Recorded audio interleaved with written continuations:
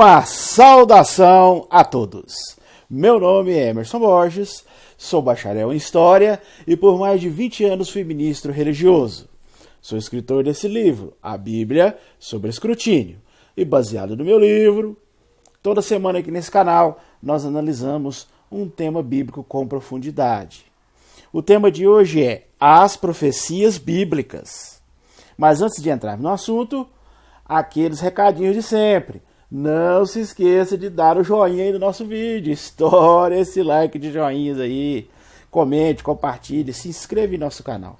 E não se esqueça de acionar o sininho de notificações. Se você desejar adquirir o meu livro, eu vou deixar na descrição desse vídeo, como sempre faço, os links aonde você pode adquiri-lo. E se você desejar assistir os outros vídeos da série que nós já fizemos, também vou deixar na descrição desse vídeo os links aonde você pode assisti-los. A Bíblia, assim como outros livros fundamentais de outras religiões, como por exemplo o Alcorão no islamismo, os Vedas no hinduísmo, a Bíblia, igual a esses outros livros, contém profecias. Isso mesmo, profecias. Frequentemente, nós vemos pessoas que apontam essas profecias como uma prova incontestável de que a Bíblia é de origem divina, é um livro inspirado por Deus. Mas a pergunta que não quer se calar é a seguinte: realmente podemos considerar legítimas as profecias que estão na Bíblia? Bem, antes de começarmos a analisar essas profecias, nós temos que fazer um adendo muito interessante aqui. Primeiro, nós temos que entender que uma profecia, para ser uma profecia legítima, ela tem que cumprir 4 pontos necessários. Ela tem que cumprir essas condições, essas 4 condições. Primeiro, ela tem que descrever um evento posterior à escrita, obviamente. Segundo,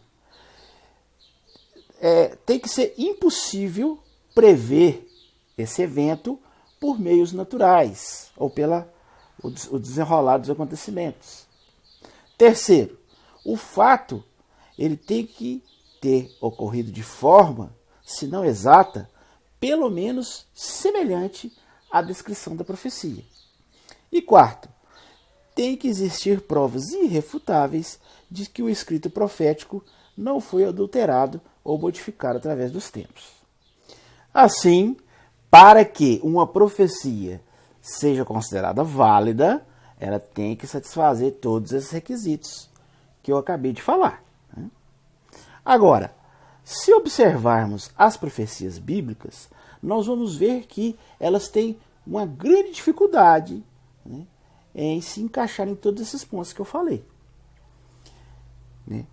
Ter certeza de que foi escrito antes do evento, que a profecia foi escrita antes do evento acontecer, nós vamos ter certeza disso, e a Bíblia, na maioria das vezes, não dá essa segurança. Também sobre a questão de ser possível prever por meios naturais, há muitas profecias na Bíblia que, se um bom observador que consegue analisar a lógica dos acontecimentos, pode prever essas coisas e dizer essas supostas profecias que na realidade não são bem uma previsão do futuro de maneira sobrenatural, mas algo que você observa que naturalmente vai acontecer. A questão de ocorrer de forma exata também, as profecias bíblicas nem sempre se encaixam nisso, porque tem que ser realmente, a profecia tem que se encaixar exatamente no acontecimento, ou se não, pelo menos, essencialmente semelhante. E também a questão de que o dito profético não foi modificado através dos tempos ou adulterado. Então, esses 4 pontos que eu citei, as profecias bíblicas têm dificuldade de passar por esses quesitos. Por que eu digo isso? Porque normalmente as profecias bíblicas relatam coisas que podem acontecer em qualquer momento da história. sem estarem vinculadas a uma data específica. São escritas de maneira tão generalizadas que as pessoas podem encaixar em qualquer época. Determinados acontecimentos podem encaixar a certas profecias, né? E se levarmos em conta a dificuldade de sabermos quem realmente escreveu determinada passagem da Bíblia, e principalmente quando ele escreveu, né? Como eu já falei em outros vídeos, né? A dificuldade da gente saber exatamente quem é o escritor e quando ele escreveu, né? Porque na Bíblia há muitas pessoas que falam que determinado livro foi escrito por fulano, por ciclano, mas ao analisar nós vamos ver que não é bem essa pessoa que escreveu, que às vezes foram cristãos posteriores que usaram a fama de determinado personagem do passado e colocaram o nome desse personagem, né? Às vezes dizendo que escreveu em determinada época, mas foi escrito muito tempo depois, né? Até depois da suposta profecia. E aí é muito fácil você escrever o que aconteceu e dizer lá que foi escrito antes, né? Tentar relacionar aquele escrito com a época anterior. Então tudo isso, né, fica colocando as profecias bíblicas em xeque. Outra coisa também é a questão, né, da modificação através dos tempos, né? Conforme também já expliquei em outros vídeos, a Bíblia ela passou por um processo muito longo, de milênios, de escritas, cópias, né, traduções, e através desses longos milênios, muitas alterações e modificações nessas cópias e recópias e várias traduções para outras línguas podem ter acontecido. E fica difícil determinar, né, a precisão, a originalidade e a legitimidade de determinadas profecias bíblicas. Por exemplo, a primeira parte da Bíblia, chamada de Velho Testamento, foi escrita em hebraico clássico, que é um idioma que hoje é impronunciável, né? Portanto, se é um idioma impronunciável, ele é indecifrável. Mesmo que tivéssemos os originais em nossas mãos, ninguém conseguiria traduzir do hebraico clássico para as línguas atuais, visto ser um idioma impronunciável, portanto indecifrável. Mesmo que tivéssemos, né, esses originais, eu estou deixando bem claro, mesmo que tivéssemos, seria impossível traduzir para as línguas atuais. Mas a questão é que nós não temos os originais. Não existe nenhum original dos escritos bíblicos. Não existe, né? Isso é lenda. Não existe. Se alguém falou isso para você, é uma pessoa totalmente desinformada. Não existe nenhum original do Velho Testamento, das escrituras hebraicas, e muito menos das escrituras gregas. Não existe. O que temos são cópias de cópias de cópias que foram feitas durante milênios e depois foram traduzidas para outras línguas. A Bíblia começou a ser escrita em hebraico, né? Depois ela foi totalmente traduzida para o grego, depois para o latim, e do latim para as línguas modernas, como o inglês, o francês, o alemão, o português, o espanhol, etc. Então, durante esses 2000 anos, né, seria uma ingenuidade achar que a Bíblia que temos hoje contém a mesma mensagem dos longínquos originais, que se perderam há muito e muito tempo. Não devemos desconsiderar também o fato de que a linguagem da Bíblia, a Bíblia foi escrita num estilo de linguagem, né, altamente complexa e simbólica, que deixa uma grande margem para o leitor adaptar e moldar muitos acontecimentos de acordo com a sua conveniência. Então, com todos esses fatos em mente, nós não temos como afirmar que determinada profecia bíblica é genuína.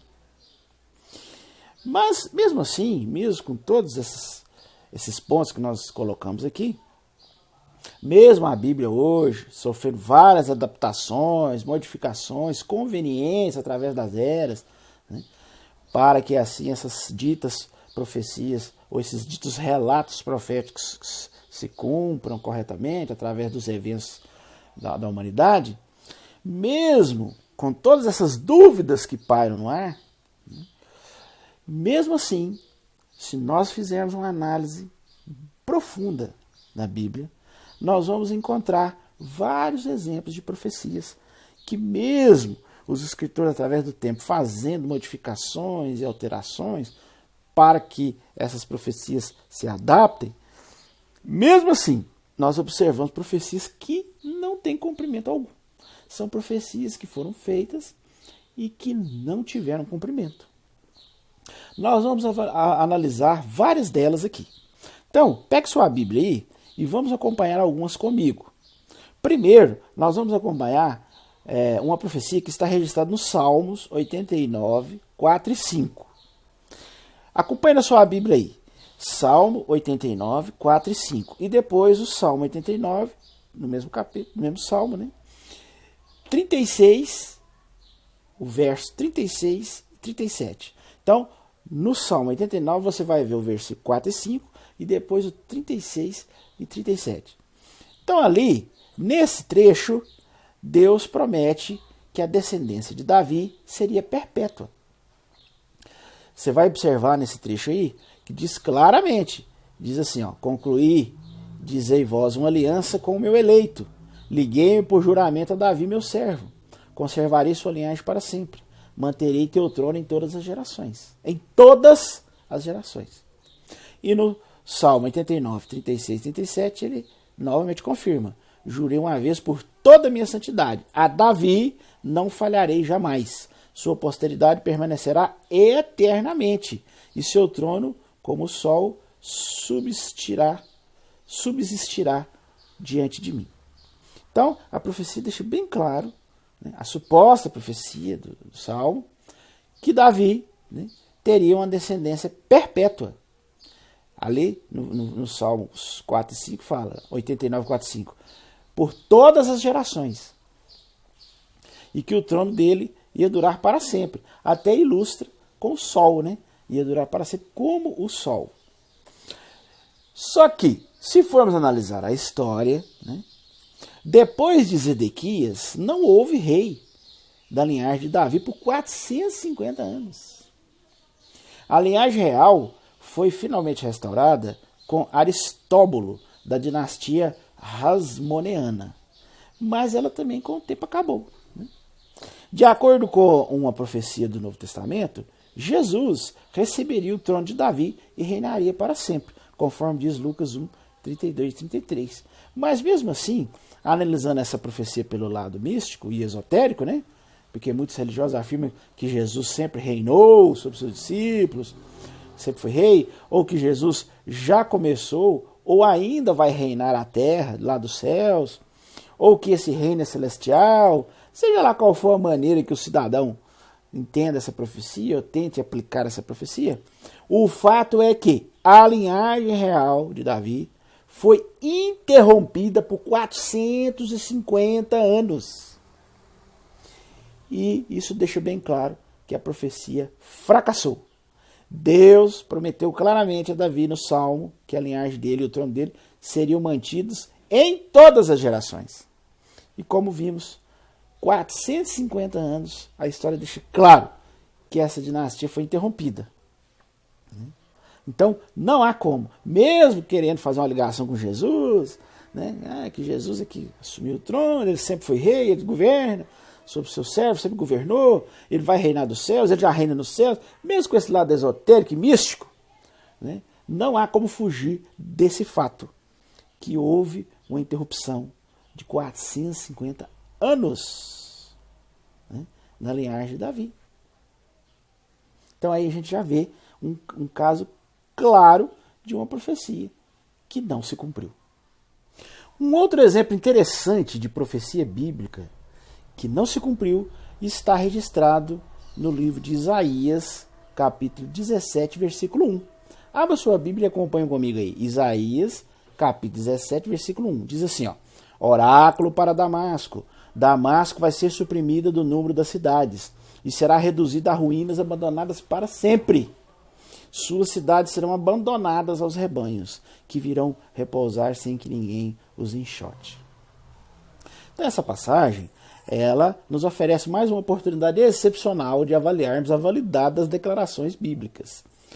Após a Bíblia indicar esse destino terrível para Damasco, o que na realidade aconteceu com Damasco? Segundo a profecia de Isaías, ela ia se tornar, né, um montão de ruínas. Porém, apesar dessa maldição bíblica, Damasco existe até hoje e é uma das cidades mais antigas do mundo.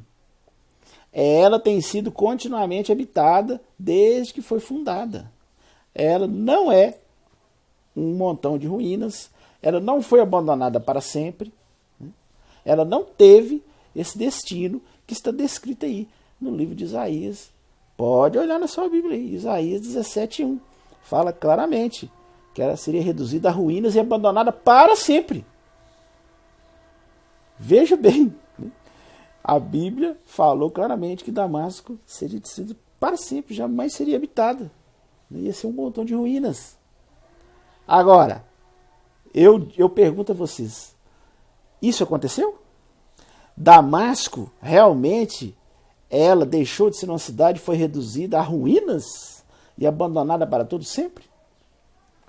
Claro que não, né, gente? Qualquer pessoa, né, pode, se tiver condições financeiras, né, comprar uma passagem aérea, pode ir lá em Damasco hoje. Aí existe, é uma cidade que existe, né, e está lá, é habitada, tem pessoas. Apesar de viver numa zona de guerra, numa zona difícil ali, né?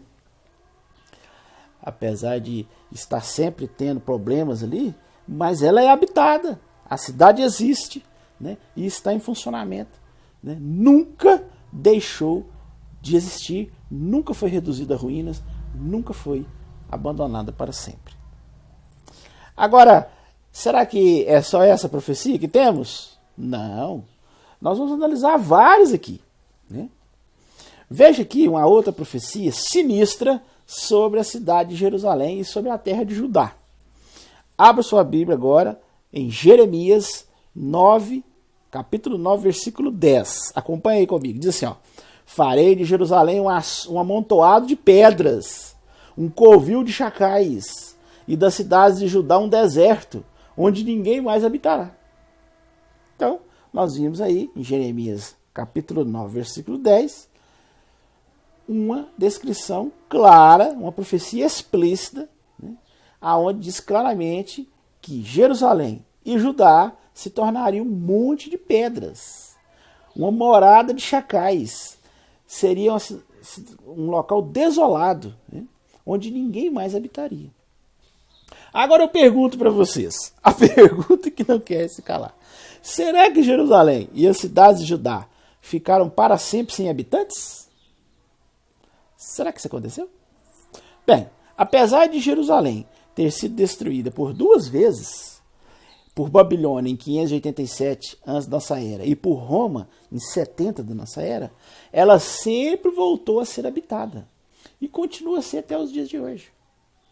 Então essa profecia de Jeremias é mais um exemplo claro de que a profecia não se cumpriu. A profecia deixou claro que Jerusalém ia ser destruída, né, e deixou claro que ninguém mais ia habitar nessa cidade depois que ela fosse destruída. E aconteceu justamente o contrário. Ela foi destruída por 2 vezes, mas ela voltou a ser habitada e é habitada até hoje.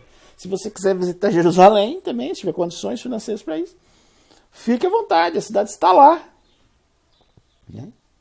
Então, mais um exemplo de profecia, uma profecia bíblica que não se cumpriu, que falhou, né? E nós temos outros exemplos. Quer ver mais um aqui? Veja aqui uma profecia, uma maldição lançada, né? Uma maldição nos judeus que fugissem para o Egito tentando escapar do exército babilônico. Foi dada uma profecia, né, que lançava uma maldição, ó, preste bem atenção, nos judeus que fugissem para o Egito tentando escapar do exército babilônico. Porque o exército babilônico estava chegando, né, para capturar Jerusalém, né, e Judá ali, a nação de Judá. E o profeta Jeremias, se você observar na sua Bíblia aí, abre aí e acompanha aí, Jeremias 42, capítulo 42, versículos 15 a 17. Ele deixa bem claro, ele lança uma maldição, que os judeus que ao vissem o exército babilônico chegando para conquistar Jerusalém, fugissem para o Egito, tentassem escapar do exército babilônico para o Egito, eles teriam uma maldição sobre eles. Diz assim, ó, assim disse Javé dos exércitos, Deus de Israel, se vós mesmos positivamente fixardes as vossas faces para entrar no Egito, e realmente entrardes para residir ali como forasteiros, então terá de dar-se que a própria espada de que tendes medo vos alcançará lá no Egito, e a própria fome de que tendes receio vos seguirá de perto ao Egito, e lá é que morrereis. E acontecerá que todos os homens que fixaram suas faces para entrar no Egito, para residir ali como forasteiros, serão os que morrerão pela espada, pela fome e pela pestilência. E não virão a ter nem sobrevivente, nem fugitivo, por causa da calamidade que trago sobre eles. Pode confirmar aí na sua Bíblia. Jeremias, capítulo 42, versículo 15 a 17. Agora, eu pergunto a vocês, será que essa profecia realmente se cumpriu?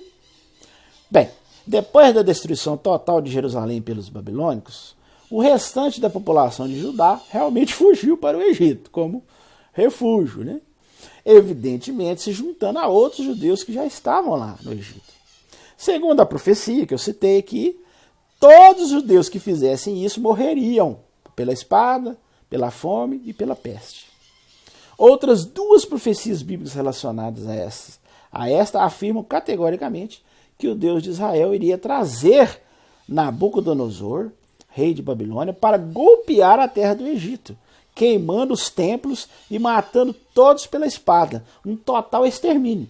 Pode observar aí, Jeremias, agora capítulo 43, versículo do 8 ao 13. Então, nesse texto, que é um texto um pouco extenso, né, lá deixa claro, você pode ler aí, né, na sua própria Bíblia, que deixa isso bem claro. A profecia fala que Nabucodonosor, o rei de Babilônia, depois de destruir, né, o povo de Judá, né, de Jerusalém, ele iria golpear o Egito e destruir o Egito e matar todos. Em consequência, os judeus que tivessem fugido para lá. Né?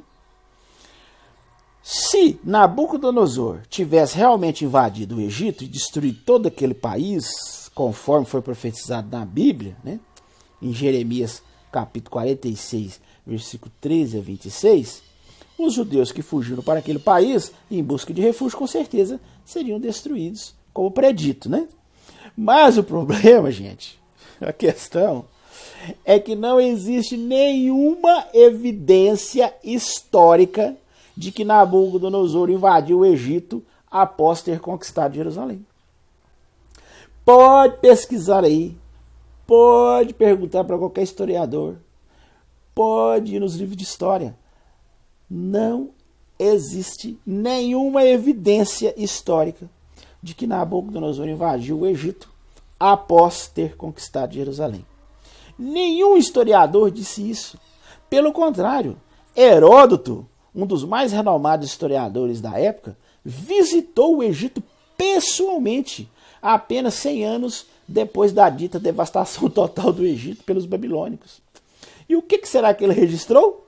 Será que ele fez alguma menção ao tão recente extermínio que a Bíblia afirma ter acontecido? Não, gente. Nada disso. Por que será, eu pergunto a vocês, por que será que um tão renomado historiador não fez sequer uma menção dessa tragédia? Sabe por quê? Porque ela não existiu. Não existiu. Nunca foi achada nenhuma prova arqueológica de tal devastação. Nada. Simplesmente nada. Se você tem dúvida, pode pesquisar aí à vontade, pode olhar em enciclopédias, pode conversar com historiadores, pode averiguar em sites na internet, faz um teste aí. Tenha absoluta certeza, você não vai encontrar nada, absolutamente nada. A única menção que se faz a uma campanha militar babilônica contra o Egito, né, nessa época, encontra-se um texto babilônico datado do 37º ano de Nabucodonosor, que corresponde ao ano de 568, antes da nossa era. Isso é, 20 anos depois da devastação de Jerusalém. E tal texto relata uma ação militar que não resultou na devastação do Egito. Ele tentou invadir lá, tal, mas não conseguiu devastar o Egito. Né? Então, pensa bem, gente, o Egito sempre foi uma pedra no sapato dos babilônicos. Eles tentaram de todas as maneiras impedir a ascensão do Império Babilônico. Fizeram alianças com diversos países na tentativa de barrar o avanço dos babilônicos. Eles eram os grandes rivais da época. Né? Inclusive, os egípcios fizeram uma aliança até mesmo com os próprios judeus. Aliança essa que dificultou a conquista de Nabucodonosor. Né?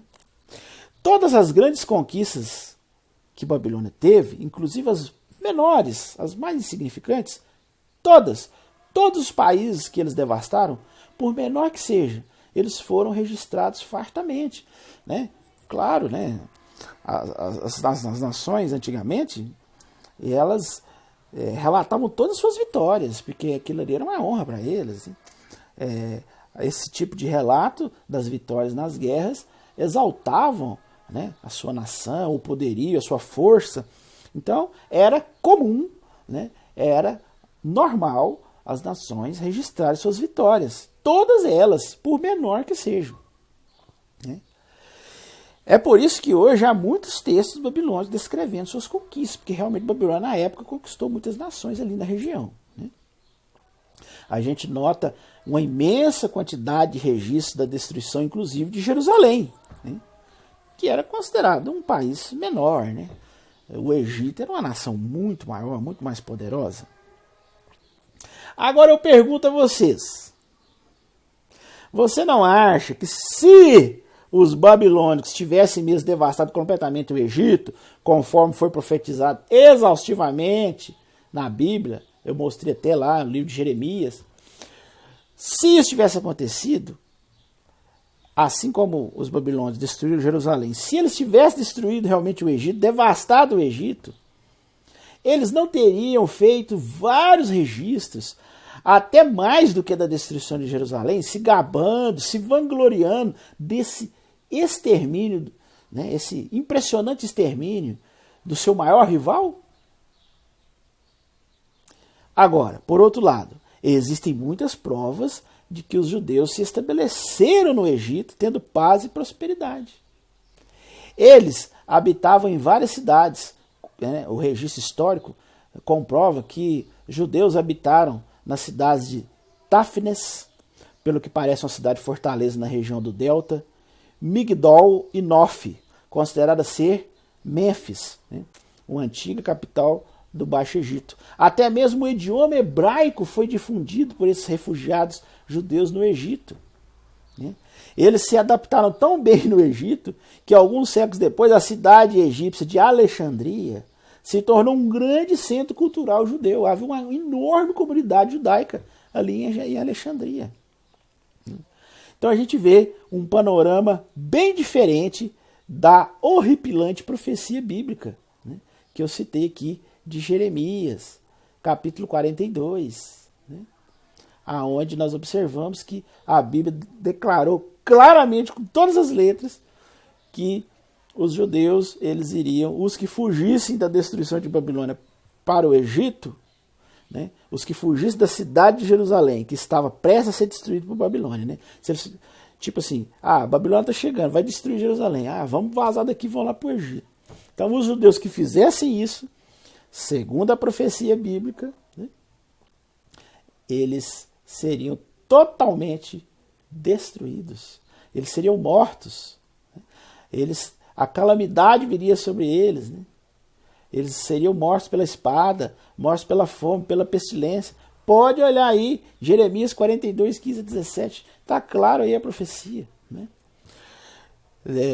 A profecia deixa claro isso. E outras profecias, como eu citei, paralelas, como Jeremias 43, 8 a 13, Jeremias 46, 13 a 26, deixa bem claro que Deus ia usar Nabucodonosor para destruir o Egito também. E que os judeus que fugissem para lá iam ser mortos, iam ser devastados. E a gente observa na história que isso não aconteceu. Nada disso aconteceu. Babilônia não chegou nem perto de devastar o Egito. Nem perto. Então, vemos aí mais um claro exemplo de uma profecia que não se cumpriu. Existe também um exemplo interessante de profecia bíblica não cumprida, registrada no livro de Gênesis, capítulo 13, versículo 14 ao 17. Foi uma profecia feita a Abraão, ao patriarca Abraão, considerado na Bíblia um amigo de Deus. Se você acompanhar a sua Bíblia aí, Gênesis 13, 14 e 17, ali Deus promete a Abraão que era para ele olhar ali, naquela região ali de Canaã, né? Que ele prometeu dar a eles, a Abraão, essa terra. Ele falou que ia dar para eles. Né? Ele falou, olha aí, né? Olha para o norte, olha para o sul, para o leste, para o oeste. Né? Eu vou dar tudo isso aí para você e seus descendentes, por tempo indefinido. Né?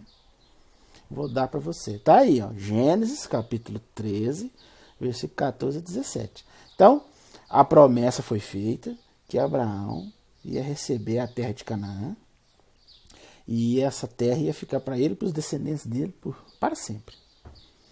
Porém, né, essa profecia também é mais uma que nunca se cumpriu. Né? Pois Abraão sempre foi um residente forasteiro nessa terra, morando em tendas e constantemente ficava mudando de lugar. Né? Veja bem que a própria Bíblia confessa que a profecia ou a promessa que Deus fez a Abraão não se cumpriu. Se você olhar em Hebreus capítulo 11, versículo 13, lá diz claramente, ó, foi na fé que todos nossos pais morreram, embora sem atingir o que lhes tinha sido prometido,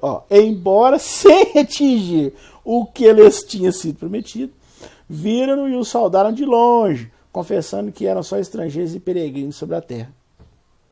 Então a própria Bíblia deixa bem claro que a profecia que Deus fez a Abraão, né, não se cumpriu. Né? Deus deixou claro que a terra seria dele, primeiramente dele, e depois dos descendentes dele, para todo sempre. E isso não aconteceu. Essa profecia não se cumpriu. A própria Bíblia confirma isso lá na frente. Né? O escritor de Hebreus deixa bem claro, pode olhar aí na sua Bíblia, Hebreus 11, 13, né? Que ele ficava ali na fé, porque ele não atingiu o que tinha sido prometido para ele. Ele ficava vendo só de longe. Né? Então você vê que é mais uma promessa, mais uma profecia bíblica que não se cumpriu. Né? Nós temos também aqui algumas profecias acerca da cidade de Tiro. Né? O rei Nabucodonosor de Babilônia, segundo a profecia, viria com um exército, destruiria as muralhas e as torres, pisaria todas as ruas com as patas de seus cavalos, iria demolir as casas e matar todo o povo. A cidade nunca seria reconstruída. Né? As pessoas iriam procurar, mas ninguém mais a acharia. Tiro, portanto, teria um fim terrível. Né? Isso está claramente registrado em Ezequiel, capítulo 26, versículos 7 a 21. Você pode observar com seus próprios olhos, pegue sua Bíblia e leia esse relato. É um relato extenso, mas ele fala justamente isso. Né? Ele relata a devastação total da cidade de Tiro por meio do rei babilônico Nabucodonosor. Né? Bem, será que isso se cumpriu? Conforme registrado em Ezequiel 26, 7 a 21, será que essa profecia se cumpriu? Mais uma vez, não se cumpriu. Né? Apesar dessa profecia, Babilônia falhou em capturar e destruir Tiro. Nabucodonosor bem que tentou, né? Ele a cercou, tentou invadir por 13 anos, mas não obteve sucesso. A própria Bíblia admite a falha, né? Porque se você olhar em Ezequiel capítulo 29, versículo 19 e 20, lá diz claramente, né? Que Deus, para recompensar o empenho de Nabucodonosor em tentar destruir Tiro, resolveu dar o Egito para Nabucodonosor. Está claro aí, ó, Ezequiel 29, 19 a 20, diz assim, eis que diz o Senhor Javé, irei dar o Egito a Nabucodonosor, rei de Babilônia. Ele pilhará suas riquezas, fará dele a sua presa e repartirá os seus despojos. Tal será o salário do seu exército, por preço do trabalho feito contra Tiro. Ó, ele ia dar as riquezas do Egito para pagar Nabucodonosor pelo trabalho feito contra Tiro. Está claramente. Lê aí, pode ler na sua Bíblia aí. Ezequiel 29, 19 e 20. Eu lhe dou o Egito pois é para mim que trabalharam, oráculo do Senhor Javé. Então, note aí que o Egito sofreria e seria despojado de suas riquezas para recompensar o rei Nabucodonosor por esse ter se esforçado em destruir Tiro. Na realidade, conforme vimos anteriormente, nem essa nova promessa de conquista do Egito foi concretizada, né? Bem diferente do que disse a profecia bíblica, Tiro foi conquistada realmente por Alexandre o Grande, 240 anos depois, e não por Nabucodonosor, conforme profetizado pela Bíblia. Novamente contrariando a profecia, Tiro foi reconstruída e no Novo Testamento até ela foi mencionada. Se você olhar Lucas 10, 13 e Marcos 7, 24 e 31, ali cita a cidade de Tiro, existindo, tendo pessoas ali, acontecimentos ali na cidade. Hoje, Tiro, atual Sur, tem mais de 10 mil habitantes.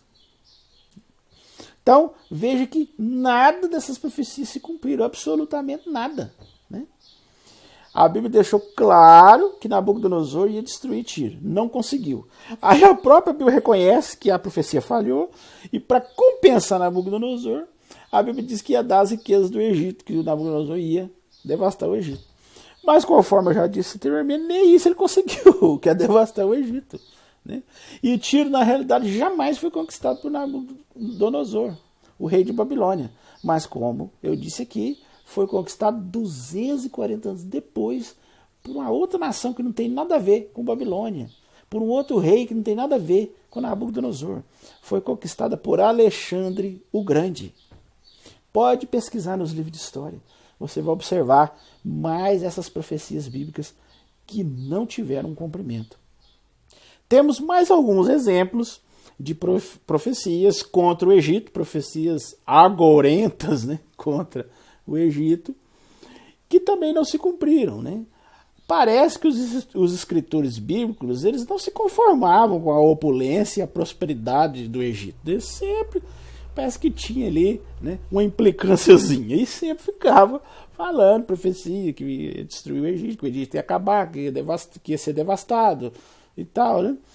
Tem uma profecia interessante em Ezequiel 29, capítulo 29, versículo 9 a 12, e depois o 15, que fala também mais profecias agorentas contra o Egito, lançando maldições, dizendo que o Egito ia se tornar um baldio desolado, um lugar devastado, né?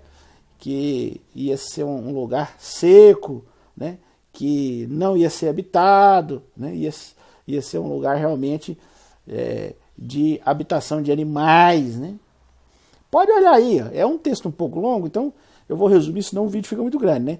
Ezequiel 29, do 9 ao 12, fala tudo isso, né? Falando claramente que o Egito ia ser totalmente devastado. Né? E também temos Ezequiel 30, capítulo 30, se você ler o versículo 4, 5, 11 a 13 e 22 a 26. Mais uma vez fala do Egito, que o Egito ia ser devastado, inclusive volta a citar Nabucodonosor, que Nabucodonosor ia ser usado por Deus para devastar o Egito, né? E que ele ia destruir os canais do Nilo, transformar o Nilo em solo seco, né? E que a terra ia ser totalmente devastada, desolada. Né? Pode observar aí, Ezequiel capítulo 30. Né? Pois bem, será que todas essas maldições, essas profecias agorentas contra o Egito se cumpriram? Você já deve saber a resposta. Né? Realmente, se todas essas profecias funestas sobre o Egito se cumprissem realmente, o seu futuro seria terrível, né? O Egito, conforme você pode observar aí na sua própria Bíblia, no livro de Ezequiel, o Egito não seria habitado. Né? O Egito se tornaria um lugar desolado, devastado. Os egípcios seriam espalhados, dispersos pela terra e jamais subjugariam outras nações. Né? Os textos que eu citei aí de Ezequiel, né, deixa claro que até mesmo os canais do Nilo secariam, seus ídolos seriam destruídos. Tudo isso pela mão de Nabucodonosor. Mas será que aconteceu mesmo? Não, né, gente? Não aconteceu nada disso. Vamos aos fatos? Vamos aos fatos? O que realmente aconteceu? Bem, Nabucodonosor, conforme já disse, nunca conseguiu devastar o Egito. Nunca. Os canais do Nilo jamais secaram. Os ídolos do Egito continuam existindo até hoje, como as pirâmides, por exemplo, a grande esfinge e diversas outras imagens que foram preservadas e continuam sendo cultuadas até hoje. O Egito nunca ficou totalmente desabitado. A história mostra que o Egito tem sido continuamente habitado desde os dias dessa profecia. Contrariando a profecia de que o Egito jamais subjugaria outras nações, contrariando totalmente o que a Bíblia diz, em 1820, o Egito conquistou e dominou o Sudão.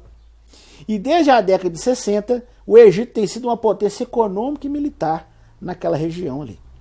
Além disso, os egípcios ainda vivem no Egito, hoje República Árabe do Egito, e jamais em sua história eles foram dispersos ou espalhados. A profecia também afirmou que não existiriam mais maiorais ou príncipes no Egito. Lá em Ezequiel falou isso. Você pode observar na leitura. Entretanto, príncipes continuaram a governar o Egito muito tempo depois da morte de Nabucodonosor.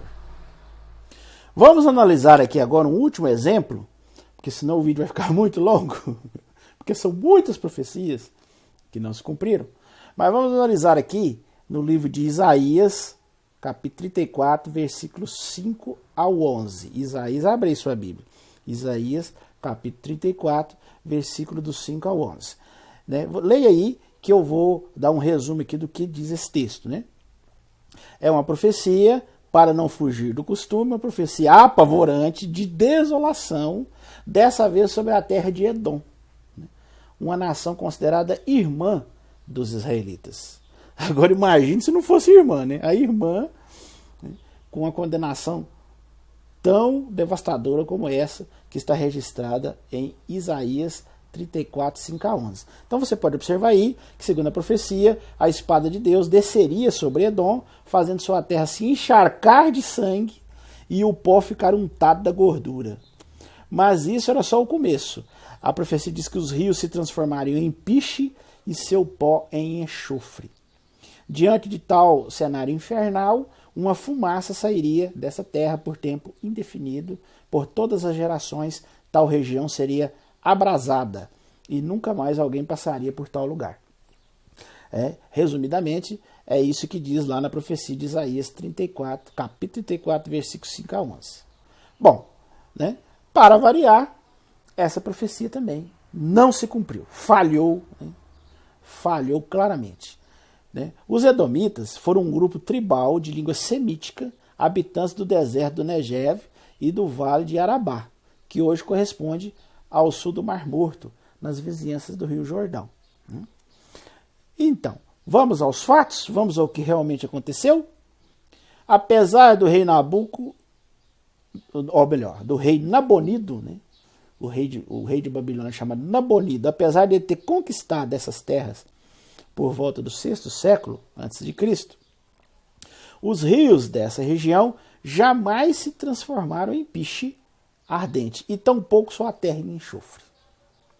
Os edomitas, posteriormente, e posteriormente os nabateus, continuaram a viver nessa região por mais de 500 anos. A profecia bíblica diz claramente que essa região seria abrasada para sempre e que ninguém jamais passaria por ela. Porém, isso nunca aconteceu. A região até hoje é habitada e muitas pessoas passam por ela. Então, esse cenário funesto, esse cenário desolador, devastador sobre a terra de Edom, nós vimos aí que não teve nenhum cumprimento, as profecias todas que foram faladas falharam, falharam. Bem, existem muitos outros exemplos de profecias bíblicas que não se cumpriram.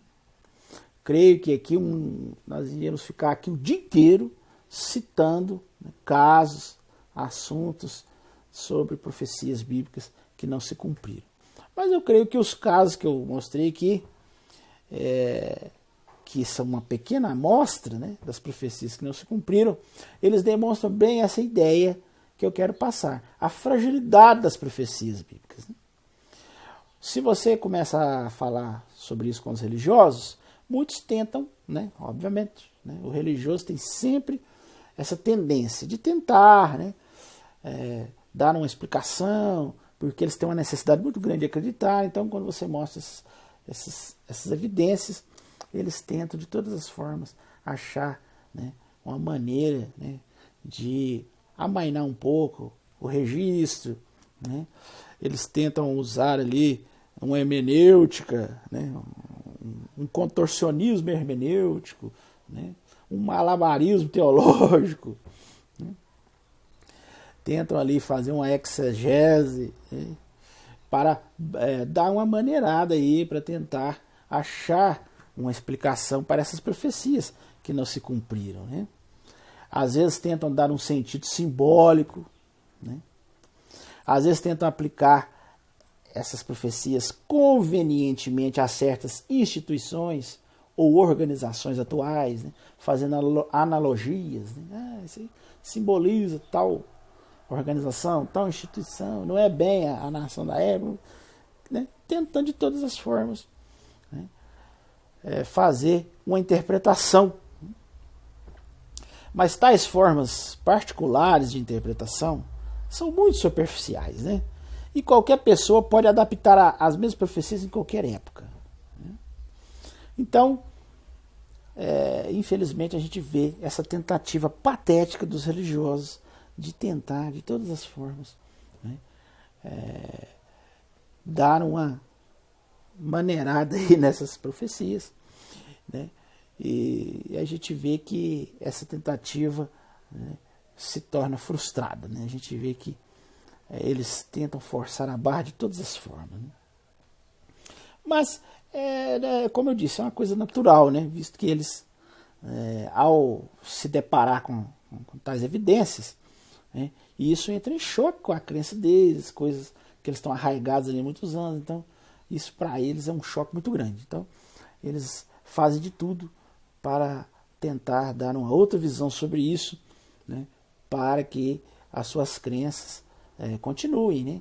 Eles tentam defender as suas crenças de todas as formas, porque é a bengala emocional deles, né?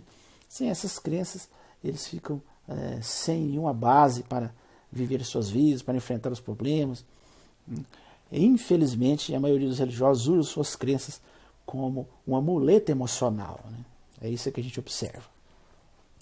Bem, então este era o assunto que nós iríamos analisar hoje, né? As profecias bíblicas, né? Vimos aqui vários exemplos, né? E tem muitos outros, né? Ó, se você quiser saber mais sobre as profecias bíblicas que não se cumpriram, ó, foi tudo tirado aqui do meu livro, né? Todos esses vídeos, nós já fizemos mais de 30 vídeos, todos são baseados no meu livro. Então, se quiser saber mais, quiser aprofundar sobre o assunto, ó, é só adquirir meu livro. Todos os vídeos eu deixo os links na descrição aqui embaixo, para que você possa, né, adquirir o livro, ok? E se você também quiser assistir os outros vídeos da série, os links também eu sempre deixo aqui, os links dos outros vídeos, né? Inclusive tem um vídeo sobre os sinais do fim, né, que eu falo de outras profecias que os religiosos tentam aplicar nos nossos tempos. Vocês vão ver, muito interessante também a tentativa que eles fazem de dar um sentido a essas profecias. E vou deixar novamente um lembretezinho importantíssimo. Ó, não deixe de dar o joinha aí no vídeo. Se você chegou até aqui é porque você gostou do assunto, deixa o seu like aí. Isso é muito importante para nós, porque vai fazer com que o nosso vídeo tenha uma abrangência maior, mais pessoas assistam. Viu? Inscreva-se no nosso canal, né? Acione aí, ó, tem o quadradinho aí, você pode clicar e se inscrever, comente, diga o que achou, compartilhe, né? E não se esqueça de acionar o sininho de notificações, porque toda semana a gente sobe um vídeo novo, assim que a gente subir, você será notificado, ok? No mais, eu desejo uma boa semana para todos e até o nosso próximo vídeo.